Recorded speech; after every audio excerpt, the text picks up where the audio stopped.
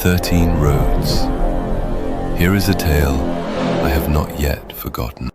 Halden carried his dying son up the hollow road in the 3rd hour of the morning, and the thing that walked the trees beside them called the boy by a name only his dead mother had known.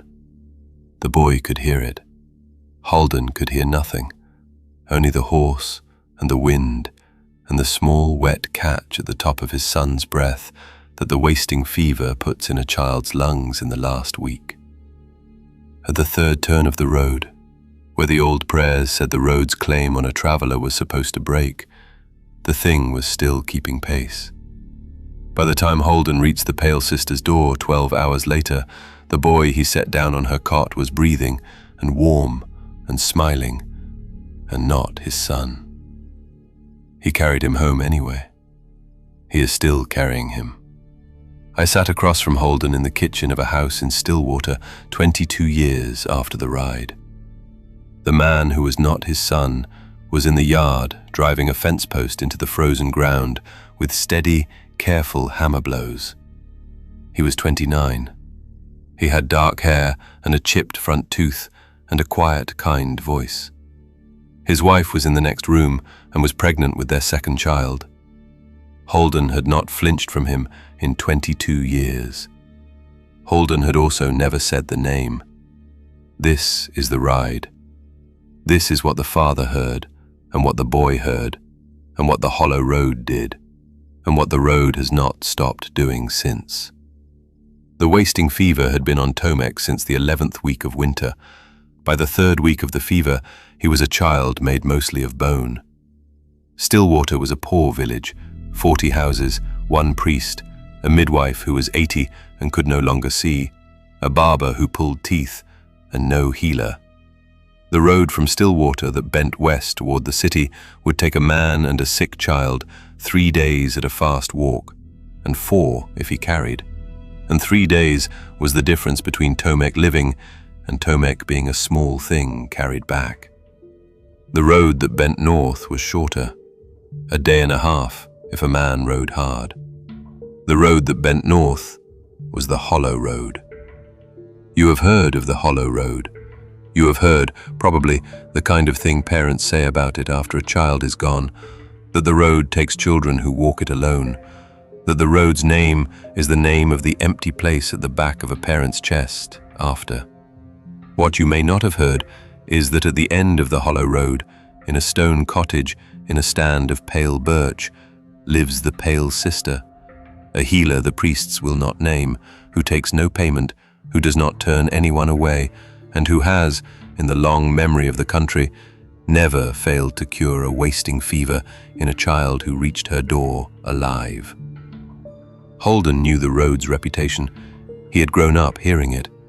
He had also been told, by a tinker, by a midwife, by a man at a fair in his youth, that the road would not touch a child carried by his own father, because the road's prohibitions were old, and a father carrying his own blood was older. The road might want the boy. The road would not take him from a man holding him in 2 arms. Halden chose to believe that. He set out in the dark on his 2nd best horse. The better one had been sold for medicine that had not helped, with Tomek wrapped in his dead mother's shawl across the saddle in front of him. Tomek was conscious. Tomek was not afraid. Tomek said, very quietly, "Da, where are we going?" Halden said, "To a woman who will make you well." Tomek said, "Are you sure she can?" Halden said, "I am sure." Halden was not sure. He had never lied to his son before. The lie sat on his tongue like a small bone he could not swallow. The hollow road begins where the village road ends and the trees begin. It is not paved. It is older than paving. The trees on the hollow road are not the trees of the country round it. They are pale and very tall and very thin, and they have always been there. The space between the trees is wider than the space between trees in any ordinary wood. The floor of the wood is moss and not undergrowth, and the moss is the soft grey of an old wound. Halden rode in. Tomek was warm against his chest. The horse was a careful animal that did not like the smell of the road and went forward because Halden's heels said, "Go forward." The first whisper came at the second mile. Halden heard wind. Halden heard the horse's hooves on moss. Halden heard his son's breath. Tomek heard something else. Tomek said, against the cloth of Halden's coat, "Da, there's a man in the trees." Halden did not stop. Halden said, "There's no man, Tomek. There's just the wood." Tomek said, "He's tall. He's walking with us. He's keeping up with the horse." Halden looked. The wood was empty. He could see 20 trees deep on either side of the road, and there was nothing between them but pale wood and grey moss and the wide, cold light of a winter morning. Halden said, "There's no man." Tomek said, "He's smiling at me, Da." Halden rode faster. The second whisper came at the 4th mile. Tomek said, "Da, he knows my name." Halden said, "Anyone in Stillwater knows your name, Tomek." Tomek said, "He knows the other one." Halden's hands closed on the reins. Halden's wife had used a small name for Tomek when he was a baby, a name she had said only when the two of them were alone in the dark, when she was nursing him, when she was rocking him in the small chair by the fire.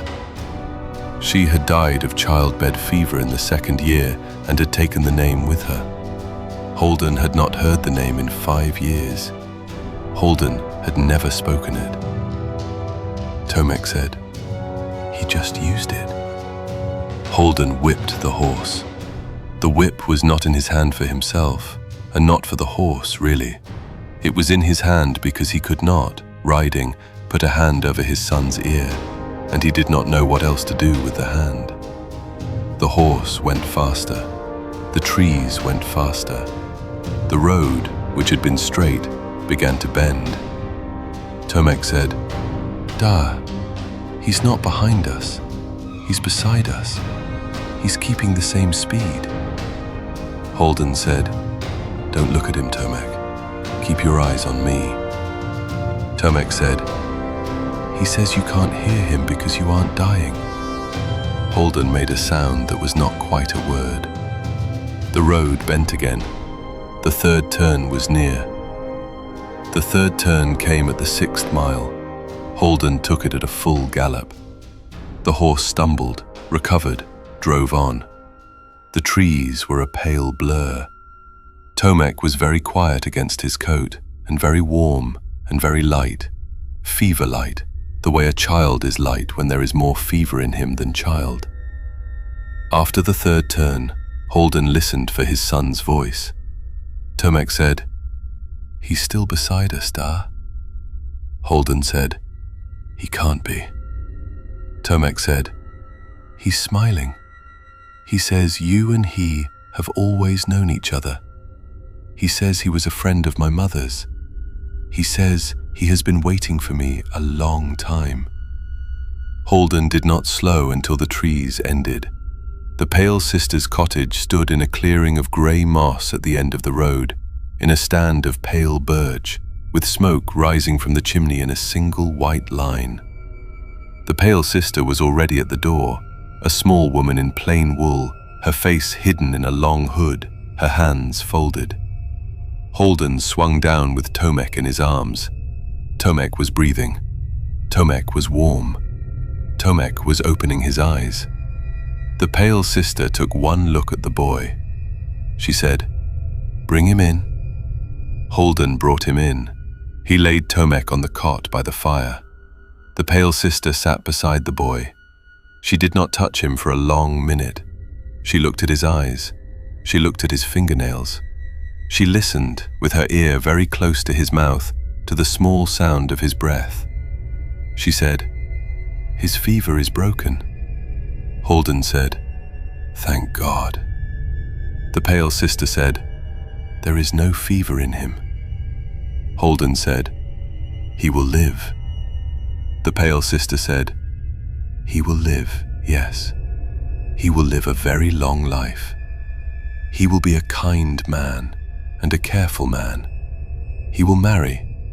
He will have a son of his own, and that son will live also, and the grandson will live, and the great-grandson, and there will be a long line of living men out of this boy, and none of them will be your blood. Halden said, I don't understand. The pale sister said, You do. She said, What came in your arms is not what got on the horse this morning. What got on the horse is in the trees now. What is on my cot is, let us not say what it is.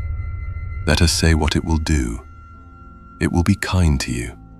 It will be a good son. It will love you in the way a good son loves a father, and it will close your eyes when you die, and it will mourn you correctly.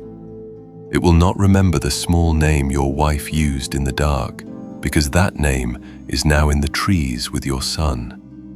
Everything else about it will be Tomek, or near enough that you will not be sure, and you will not say, and you will live the rest of your life with not saying. Halden sat down on the floor. He did not cry. The thing on the cot opened its eyes and said, Da? The pale sister said, You can leave him here. You can leave him with me. I will tell you what to tell the village. The boy will be cared for and will be a good thing, but in someone else's house. Halden looked at the cot.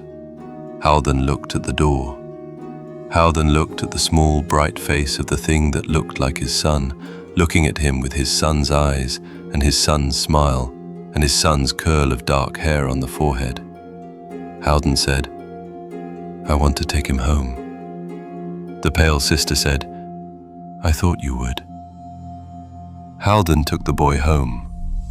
I drank the tea his son had made for us before going out to mend the fence. Halden's son had brought us biscuits.